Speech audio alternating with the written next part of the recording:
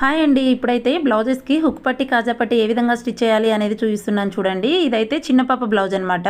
దీనికి పావించి వెడల్పులో మనం ఘాట్ పెట్టేసుకోవాలి హుక్ పట్టి కాజా పట్టి వేయడానికి వీలుగా.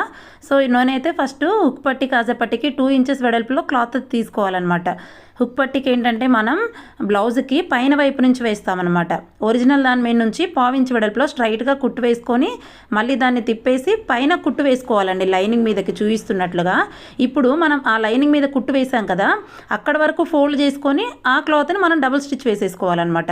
సో ఏంటంటే ఇప్పుడు మనం వేసిన లైనింగ్ అంతా ఫోల్డ్ చేసేసాం చూపిస్తున్నట్లు నీట్గా ఆ విధంగా స్టిచ్ చేసుకోవాలన్నమాట. హుక్ పట్టి అనేది ఏంటంటే మనం తీసుకున్న లైనింగ్ అంతా ఫోల్డ్ చేసేసి స్టిచ్ చేసుకుంటాం.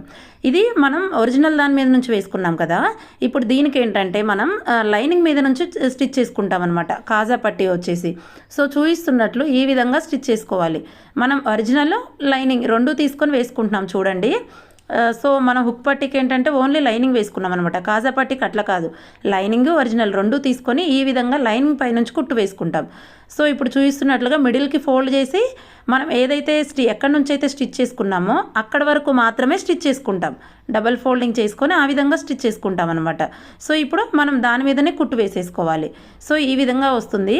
మీరేంటంటే హుక్కు పట్టికేమో మనం క్లాత్ అంతా ఫోల్డ్ చేసేసుకుంటాం. దీనికి కాజా పట్టికి ఏంటంటే మనం ఎక్కడి నుంచి అయితే క్లాత్ తీసుకుంటామో అక్కడ వరకే ఈ ఎక్స్ట్రా క్లాత్ అంతా ఫోల్డ్ చేసుకుంటాం.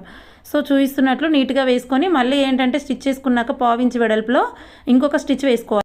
ఆ కుట్టు వేసుకున్న దాని మీద ఏంటంటే మనం కాజాస్ వేసుకుంటామండి. ఈ విధంగా హుక్ పట్టి కాజా పట్టి స్టిచ్ చేసుకోవాలి. ఈ వీడియో కనుక ఎవరికైనా నచ్చినట్లయితే please do like, share and subscribe.